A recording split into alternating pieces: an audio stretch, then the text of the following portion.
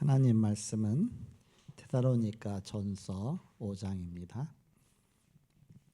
데살로니가 전서 5장 16, 17, 18절.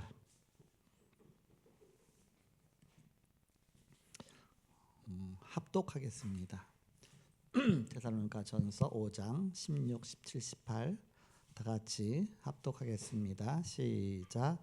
항상 기뻐하라, 쉬지 말고 기도하라, 범사에 감사하라. 이것이 그리스도 예수 안에서 너희를 향하신 하나님의 뜻이니라. 아멘. 오늘 제목이 하나님과 매일 만나는 생활입니다.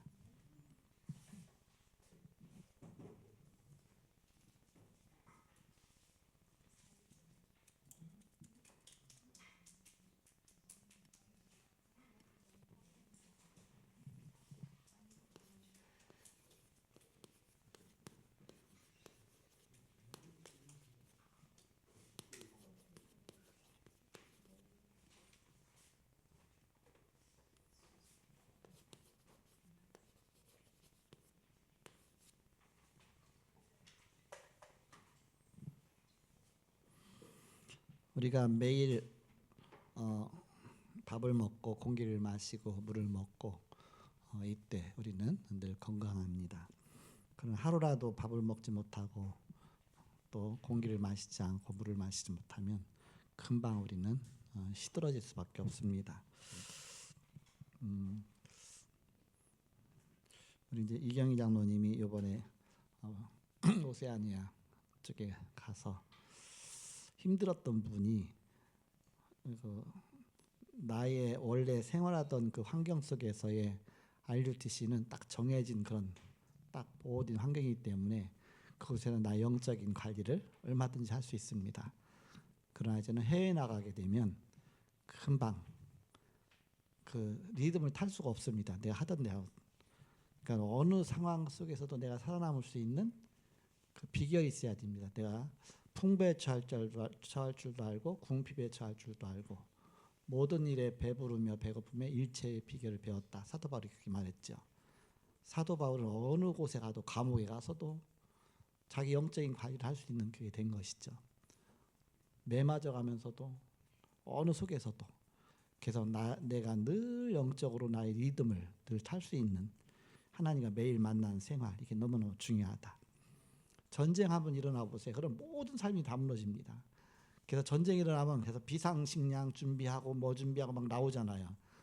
그러니까 우리는 평상시 그런 게 안 오니까. 그런데 한번 그렇게 되면 모든 게 삶이 다 무너지듯이 우리가 늘 그 비상시 나의 영적인 비상을 걸어야 된다. 영적인 비상. 그럼 비상시에는 내가 어떻게 대처할 것인가? 영적인 비상시에는 내가 어떻게 대처할 것인가? 그걸 늘 생각하고 있어야 됩니다. 평상시와 똑같은 그런 삶을 누릴 수 있도록. 그래서 서론에 보시면 신앙생활의 성공은 하나님과 지속적으로 교제를 유지하는 삶입니다. 어떻게 하면 하나님과 교제를 지속적으로 유지하겠느냐, 여기에 달려있다. 정해진 시간에 묵상하는 것이 생활화되면 많은 열매를 맺고 풍성한 축복도 누리게 됩니다. 유 목사님 같은 경우는 시간을 정해놓을 수가 없습니다. 늘 다니기 때문에, 전국과 세계를 다니기 때문에. 그런데 어떻게 영적인 관리를 할까? 그러면서 늘 교회에 가만히 한 군데 있을 때는 운동도 하고 또 영적인 관리도 잘 하고 했을 텐데 그러지 못하고 계속 전 세계를 다니면서는 그 삶이 무너지잖아요. 그러면은 내가 밖에 나가서 운동하지 못하니까 방에서는 어떻게 운동할 것이며, 또 내가 시간 내서 내가 이렇게 뭔가 이렇게 기도하는데 시간이 없을 때는 어떻게 기도할 것이며, 유 목사님이 늘 바쁘니까 그러니까 새벽에 일어나서 그냥 일어나자마자 기도 시작이라고 그러죠. 그래서 양치하면서 기도하고 그야말로 뭐 이게 씻으면서 기도하고 그런 삶으로 딱 바뀐 것이죠. 그러다 보니까는 정시 기도가 없어진 겁니다. 왜? 정시로 할 수가 없으니까. 그래서 24 기도하자. 그렇게 바뀐 것이죠. 그 속에서 받은 게 25의 응답인데 그게 영원한 응답으로 바뀐 것입니다. 우리가 나름대로의 이런 비밀을 갖고 있어야 된다. 그래서 우리는 어떻게 하면 늘 내가 하나님과 교제하고 풍성한 많은 열매를 맺겠느냐. 그래서 그러기 위해서는 우리가 첫 번째 교제의 의미에 대해서 알아야 된다.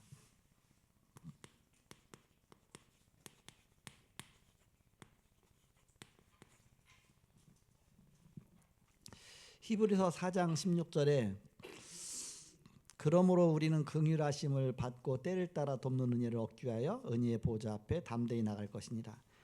때를 따라 돕는 하나님의 은혜를 늘 받아야 된다. 하나님의 돕는 은혜를 얻기 위해서 하나님의 은혜의 보좌 앞에 늘 나가야 된다. 이건 끊어지면 안 된다. 히브리서 4장 16절에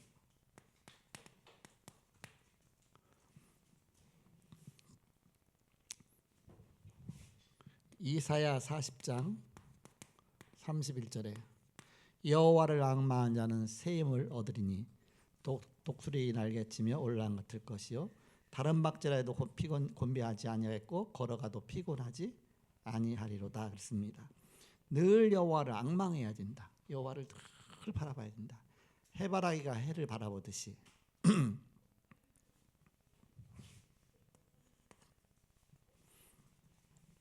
시편 16편 8절에서 9절입니다.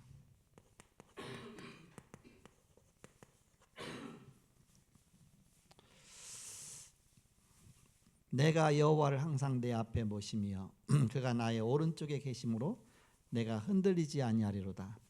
이러므로 나의 마음이 기쁘고 나의 영도 즐거워하며 내 육체도 안전히 살리니.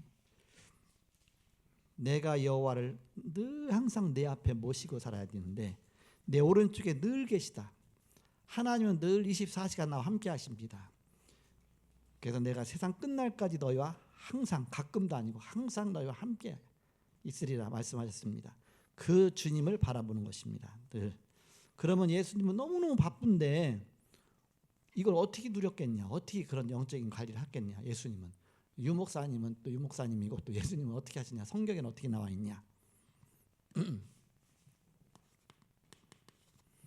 마가복음 1장 34절에서 37절까지. 우리도 예수님처럼 이런 상황 갔을 때, 이런 사역할 때, 그럼 우리는 어떻게 이걸 내가 이 비밀을 누려야 되겠느냐. 예수님 얼마나 바쁘셨냐. 유목사님보다 더 바쁘셨습니다.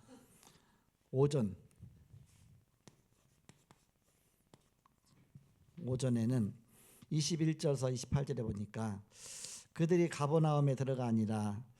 예수께서 곧 안식일에 회당에 들어가 가르치심에 뭇사람이 그의 교훈에 놀라니 이는 그가 가르치시는 것이 권위 있는 자와 같고 서기관들과 같지 아니함이더라. 예수의 소문이 곧 온 갈릴리 사방에 퍼지더라 했습니다. 오전에 회당에서 말씀을 가지셨어요. 그러면서 가르치시면서 귀신을 쫓아내셨습니다. 굉장히 바쁘죠. 많은 사람들이 몰려오니까.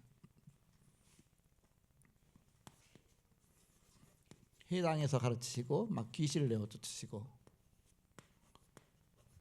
그럼 오후에 쉬었느냐? 쉬지도 않았죠. 이렇게 쉴 수가 없었죠. 29에서 31절에 회당에서 나와 곧 야고보와 요한과 함께 시몬과 안드레의 집에 들어가시니 시몬의 장모가 열병으로 누워 있는지라 사람들이 곧 그 여자에 대하여 예수께 여짜온대 나아가사 그 손을 잡아 일으키시니 열병이 떠나고 여자가 그에게 수종되니라. 그래서 시몬은 베드로입니다. 베드로의 장모 열병을 고치셨습니다. 제자들과 함께 제자들에게 보여줘야 되니까 앞으로 제자들이 사역하면서 예수님과 똑같은 현장 갔을 때 어떻게 너희가 해야 될지를 보여줘야 되니까 보여주면서 그 사역을 한 것입니다.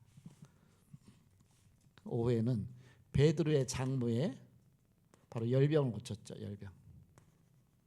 그러면서 열병을 그냥 고칠 뿐만 아니라 12 사도를 넣고 팀 사역을 한 겁니다. 그 현장을 보여준 것입니다. 그러니까 제자 사역을 하신 것이죠. 쉽게 말하면.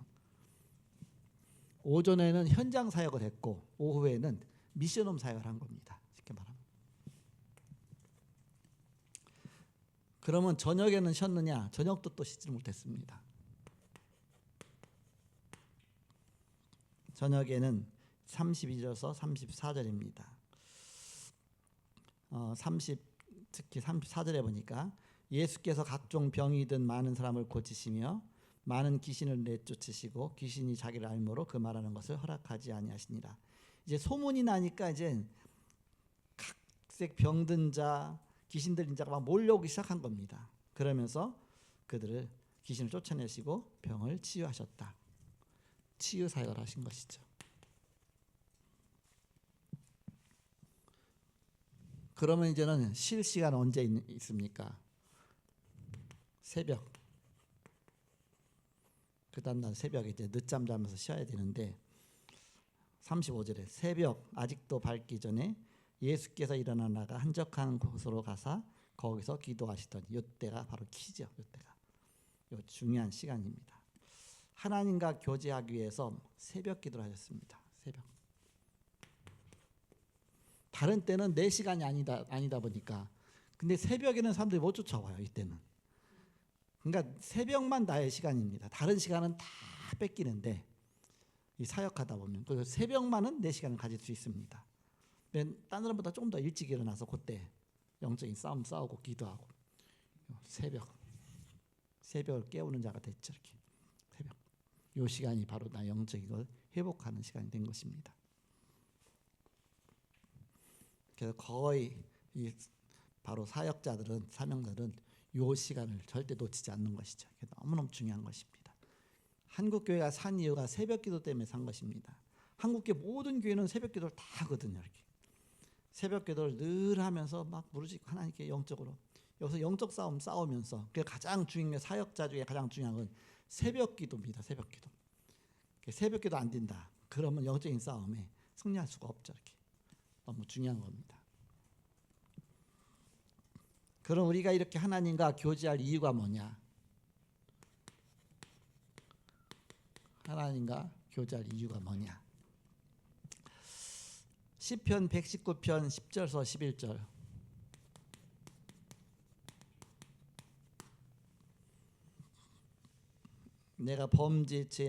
내가 전심으로 주를 찾아 싸우니 주의 계명에서 떠나지 말게 하소서.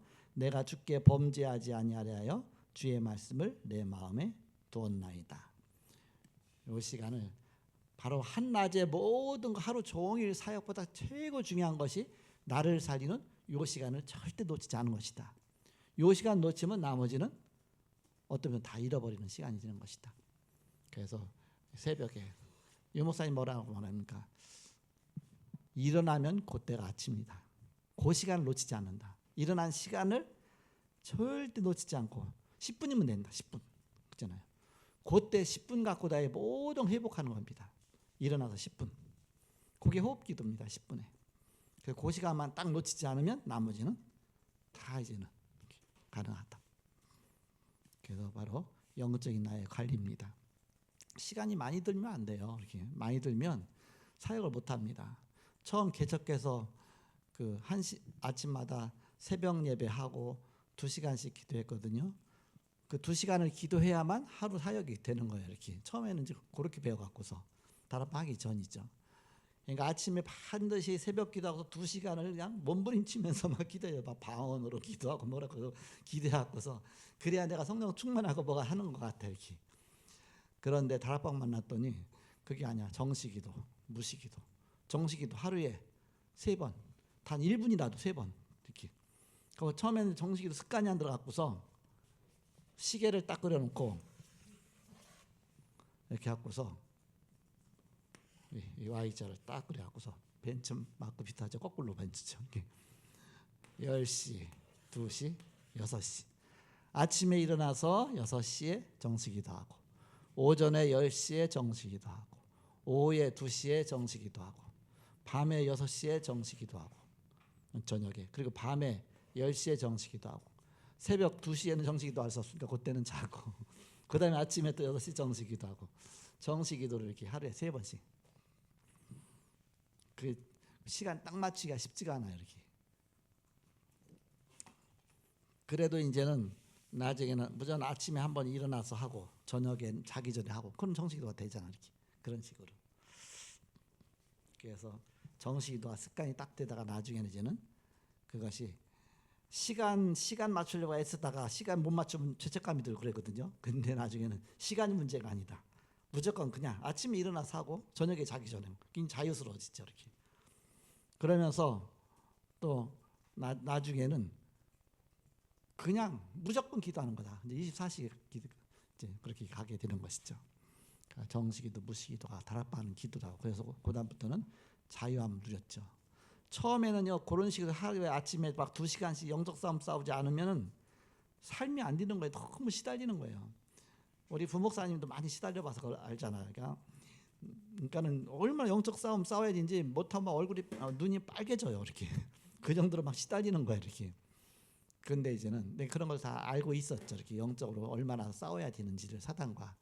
근데 이제는 우리 집사람은 기도 안 해도 평안하게 하루 종일 있더라고. 그래서 저 부럽다. 근데 나중에는 내가 기도 안 하는 것처럼 누릴 수 있는 거기까지 가지더라고. 이렇게 막 그렇게 하루에 아침에 2시간씩 안 해도 그냥 내가 아침에 일어나서 10분만 딱 집중으로 호흡기도 하면서 나를 회복하고 그러면 또 집회 가고 뭐하고 순간순간 늘 기도하고 24기도로 들어가는 것이죠. 범죄치 않기 위해서 하나님과 늘 교제해야 된다. 왜냐? 사단이 우리를 끌고 가는 겁니다. 그러니까 내 육신이 약하니까 약한 육신 갖고 안 되잖아요. 그래서 하나님의 그 은혜 속에 그렇게 들어가야 된다. 그래서 내가 주의 계명에서 떠나지 아니하려고 주께 범죄치 아니하려고 주의 말씀을 내 마음에 늘 두었다. 베드로전서 5장 8절 9절.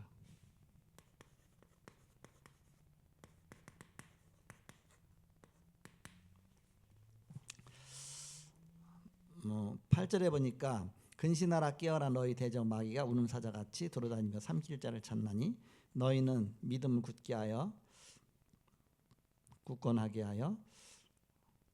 굳건하게 하여 그를 대적하라. 이는 세상에 있는 너희 형제들도 동일한 고난을 당하는 줄 압니다. 그러니까 마귀가 삼킬 자를 두루 찾아다니기 때문에 특히 사명자일수록 더 사명자의 기도가 필요합니다. 내가 믿음이 더 성숙해 갈수록요 사단은 또 그 다음에 공격 무기를 준비하고 있습니다. 그렇기 때문에 한층 더 영적인 싸움이 더 필요합니다. 시간상 필요하다는 얘기가 아닙니다. 사단의 그 계획을 무너뜨릴 중요한 영적인 비밀을 갖고 있어야 됩니다. 그래서 마귀가 삼킬 자를 늘 찾아다니기 때문에 거기에 당하지 않아야 되기 때문에 우리가 늘 하나님과 교제해야 된다. 에베소서 6장 10절에 보니까 마귀가 계계를 씁니다. 끝으로 너희가 주 안에서와 그의 힘의 능력으로 강건해지고 그의 힘으로 강건해진다. 그리고 13절에 보니까 그러므로 하나님의 전신갑주를 취하라. 이는 악한 날에 너희가 능히 대적하고 모든 일을 행한 후에 서기 위함이라.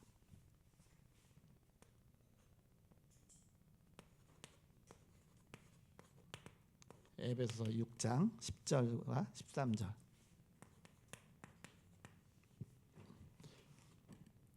마귀가 괴계를 쓰는데 거기에 속지 않기 위해서 베드로전서 2장 2절.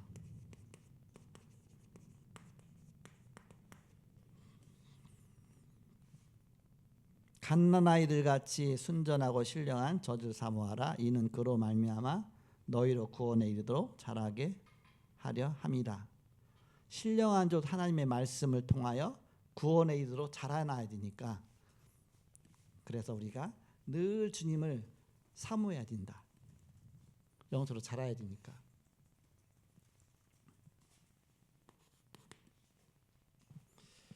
기도와 말씀은 좋은 교제입니다. 하나님과의 교제의 도구가 뭐냐? 기도와 말씀이다. 그럼 어떤 기도가 참 교제가 될 수가 있느냐?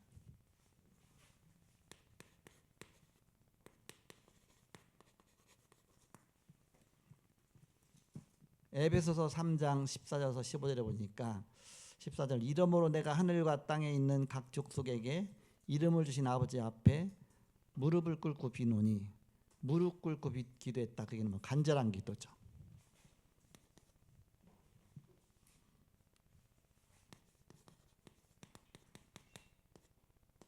간절한 기도. 바로 하나님의 간절한 기도. 중심이 담긴 것이죠. 시편 62편 8절입니다.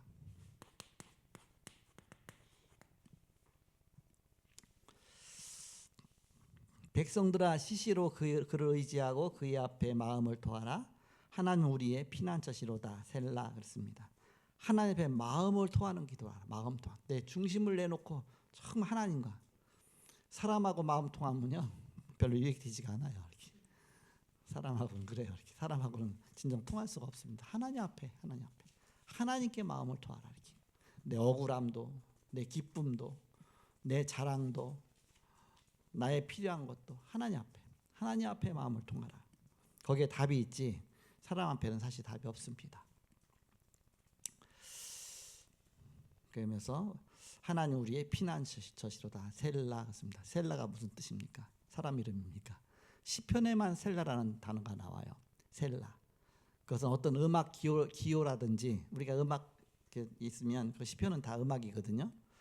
거기서 어떤 뭐 포르테라든지 안단테라든지 뭐 표시해놓잖아 이렇게. 그래서 소리를 더 높여라 아니면 짧게 끊어라 뭐 어떻게 해라. 우리나라 음악 같으면 막 북치고 장구치면 한참 해다가 얼쑤 그러잖아요. 신나면 얼쑤 하고 하잖아요.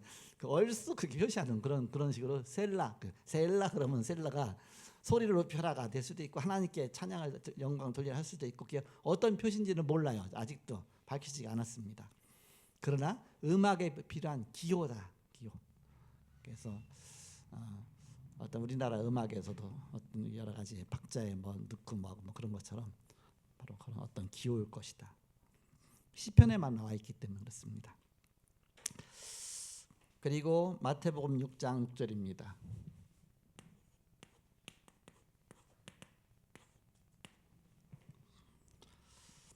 너는 기도할 때 내 골방에 들어가 문을 닫고 은밀한 중에 계신 내 아버지께 기도하라. 은밀한 중에 보시는 내 아버지께서 갚으시리라 씁니다. 바로 은밀한 중에 계신 내 아버지께서 갚으시리라. 은밀한 기도를 해라. 하나님은 나를 아시고 바로 하나님만이 나의 모든 답이 되시기 때문에 은밀한 하나님을 향한 은밀한 기도를 하라. 시편 119편 97절에서 120절입니다.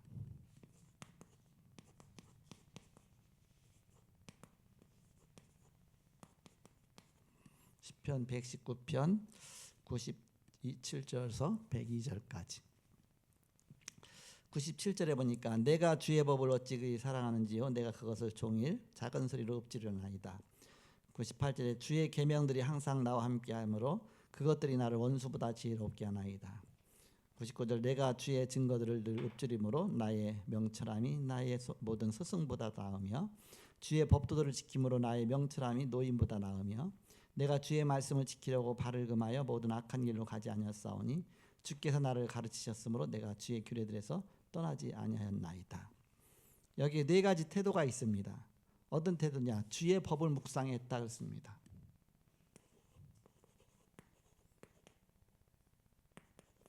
주의 법을 늘 묵상했다. 그렇게 했더니 원수보다 지혜로워졌다 그랬습니다. 또 주의 증거를 묵상했습니다. 주의 증거를 묵상했더니 명철해졌다. 그 주의 말씀을 지켰다 그랬습니다. 주의 말씀을 지키니까 악한 길로 가지 않았다 그랬습니다. 바로 다윗의 시편의 고백입니다. 그리고 법도를 지켰다 그랬습니다. 하나님 법도를. 그랬더니 명철해졌다 그랬습니다. 법을 알면 명철해지잖아요. 하나님 법도를 지킴으로 명철해졌다. 마지막에 5번째입니다. 설계를 잘못했어요. 5번째. 이쪽 5개 했습니다. 5번 하나님과 교제를 방해하는 것이 있다. 하나님과 교제를 방해하는 것이 무엇이냐? 요한일서 1장 6절입니다. 만일 우리가 하나님과 사귐이 있다 하고 어둠에 행하면 거짓말을 하고 진리를 행하지 아니함이거니와. 9절에 만일 우리가 우리 죄를 자백하면 그는 미쁘시고 의로사 우리 죄를 사하시며 우리를 모든 불의에서 깨끗하게 하실 것이요 그렇습니다. 내가 죄가 없다고 하면 거짓말하는 것이다. 그리고 하나님과 사귐이 있다고 하고 어둠 속에 행하면 그건 거짓말하는 것이다. 거짓말쟁이가 되는 것이다. 우리는 죄가 있지만 연약하지만 그래서 하나님 필요하고 복음이 필요하고 은혜가 필요하죠. 그래서 우리는 내가 거짓말하는 것이 하나님과 교제를 방해하는 것이 하나님과 교제하는 것이 방해가 되고요. 내가 죄 없다고 하는 것이 내가 얼마나 의롭겠습니까? 사람이 나는 부족하지만 하나님 은혜를 구한다. 겸손하게 하나님 앞에 나가는 것이죠. 그래서 우리는 하나님께 방해되는 것. 그래서 우리는 우리 자신을 자꾸 이렇게 나타내려고 하잖아요. 나의 자신. 사람이 언제 은혜를 받습니까? 상대방이 부족하지만 하나님 바라보고 하나님이 주시는 응답, 그걸 볼 때 연약해도 하나님 저렇게 역사하시는구나. 그때 은혜를 받는 것이지 저 사람 저렇게 똑똑해서 잘 됐구나. 그러면 괜히 배 아파지지. 그렇게 됐죠. 이렇게. 우리는 늘 연약하지만 하나님이 함께 하시는구나. 그걸 증거하는 것이죠.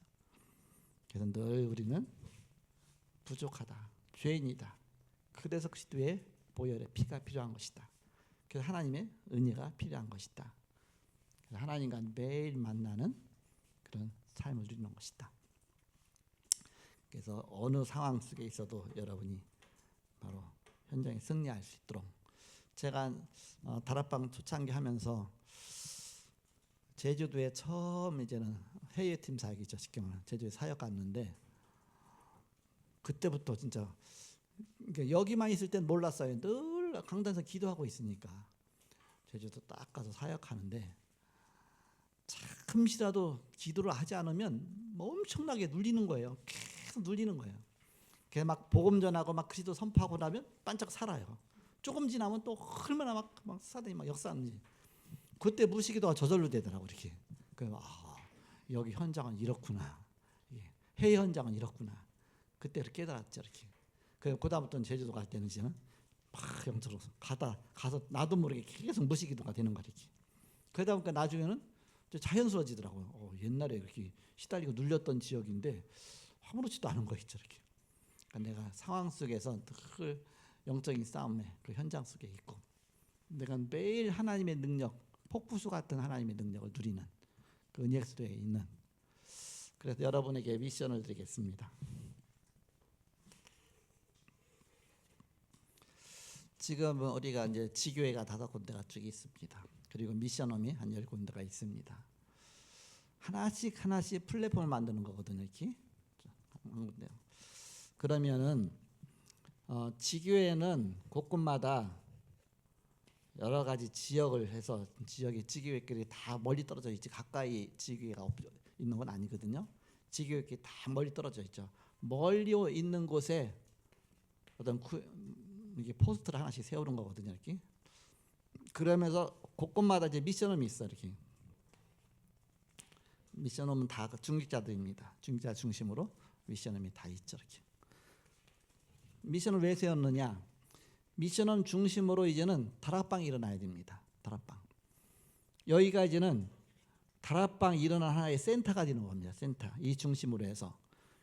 그래서 미션홈의 사역자들이 모여서 주변을 계속 말씀 운동 다락방 하라고 여기 하나의 이렇게 센터를 곳곳마다 현장 사무실에 쉽게 말하면 그래서 내가 이제는 계속 순회하면서 보는 겁니다. 기도하면서 여기 하나님 어떤 시간표 한다. 1년 2년 기다리면서 하나님의 또는 그 시간표 보면서 그다 응답 주시는 대로. 그래서 나중에는 이제는 캠프가 미션을 중심으로 계속 일어나고 있잖아요. 이렇게. 그래서 이것들을 계속 순회해가면서 하고 있죠. 그 시간표를 보면서 하는 겁니다. 시간표 보면서 그냥 놀다 오는 거예요. 이렇게. 그래서 이 현장이 이렇구나. 하나님이 세 가지 보내면 거기서 이제는 거기서 사역자가 그 자체에서 사역자 나와야 되거든. 미션홈 자체에서 사역자가 나와서 그쪽에 이제는 불신자를 살리고 세 가지를 하고 어떻게 하면 되느냐? 불신자 만났다, 복음 전해서 영접했다. 영접하면 다락방을 해야 되겠죠. 그럼 미션홈 중심으로 다락방하면서 다락방 사역자가 미션홈 중심으로 해서 이제는 하나의 서로 포럼하면서 그 사역을 계속 하는 겁니다. 그 제자가 모이는 곳이죠. 미션홈 제자가 모이는 집입니다. 그래서 여기에서 이제 곳곳마다 다락방 하는데 그 세 가지 불신자가 예수 영접하고 나면 그 사람 딱 분석을 해야 됩니다. 이 사람이 기존 신자 가운데 만났느냐 아니면 완전히 그냥 불신자 가운데 만났느냐 아니면 이 사람이 처음부터 사명자냐 딱 보고서 완전히 불신자 가운데서 만나서 복음 편지 해주면 됩니다. 기존 신자였는데 만나서 새 가족이 됐다 그러면 새 생명 세상을 해주면 됩니다. 이 사람이 보니까 사명자야. 불신자든 기존 신자 상관없이 처음부터 사명자야. 그러면은 EBS 개인 양육 메시지를 해주면 됩니다. 그렇게 해서 셋 중에 하나가 하고서 그걸 딱 마친 다음에 계속 하는 것이 아니라 이제는 미션 홈으로 딱 데리고 가서 여기서 이제는 현장 보고 메시지 갖고서 지교회 메시지죠. 지금 지역 다락방 메시지죠. 요거 갖고 모아놓고 하는 겁니다. 그 세 가족 내가 2명만 도와도 정신없거든요. 3명만 도와도 내 스케줄이 다 뺏깁니다. 그러니까는 그 한시적인 다락방 하는 겁니다. 복음 편지 딱 10번 마칠 때까지 해주고서 열리 모으는 겁니다. 미션으로 모아서 이제는 자치전도학교에서 메시지 주시는 거 있잖아요. 그거 갖고서 계속 하는 겁니다. 그러면 10명이 모이든 20명이 모이든 내 시간은 상관이 없습니다. 왜? 세 가족만 도와줘서 이제 어느 정도 케어한 다음에 일일이 모으면 되니까 여기서 그게 계속 되어지는 것이죠.